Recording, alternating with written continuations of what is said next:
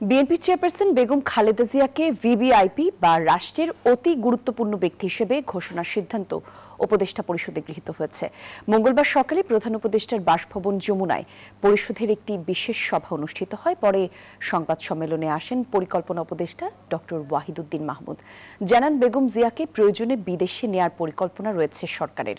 বৈঠকের মূল এজেন্ডা ছিল সাবেক প্রধানমন্ত্রী খালেদা জিয়ার শারীরিক অবস্থা ও তার মর্যাদা।